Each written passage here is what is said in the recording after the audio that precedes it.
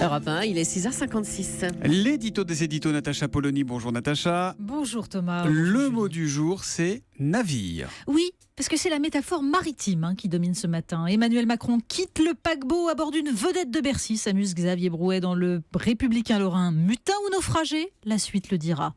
Au moins, nous dit Yves Tréhard dans le Figaro, en sautant du Titanic, Macron est sorti de l'ambiguïté. Faut-il que notre démocratie soit si malade, s'insurge de son côté Maud Véniol dans l'Humanité, pour qu'un ministre de l'économie, entré par effraction démocratique avec la complicité du chef de l'État, quitte le navire en plein naufrage pour assouvir ses ambitions personnelles. Alors il y a ceux bien sûr qui se pâment ce matin, les Échos, l'Opinion, et le mot qui revient le plus souvent sous leur plume à eux, c'est fraîcheur. Vous savez, c'est un mot très utilisé d'ailleurs dans les milieux de la mode pour juger les qualités d'un mannequin, la fraîcheur.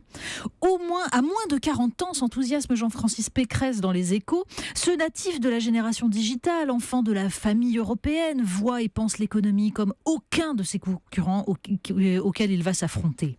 Bref, il coche toutes les bonnes cases, Emmanuel Macron. Si Emmanuel Macron n'avait plus sa place dans ce gouvernement de notaire de la politique, ajoute-t-il, c'est aussi qu'il a saisi comme aucun autre combien l'outil numérique est certes une chance de pouvoir d'achat, mais surtout une opportunité de croissance.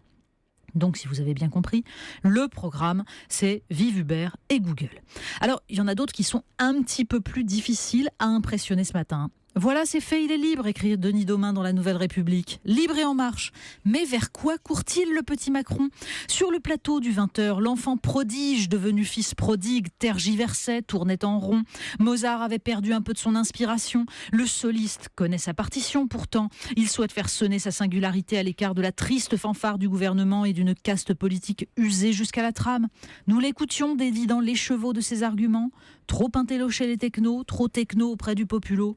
Le doute point soudain, on cherche le souffle annoncé. Et si ça n'était qu'un courant d'air finalement ? Et vogue le navire Polony qui reviendra nous voir à 8h30 pour la revue de presse tout à l'heure. À tout à l'heure, Natacha. À tout à l'heure.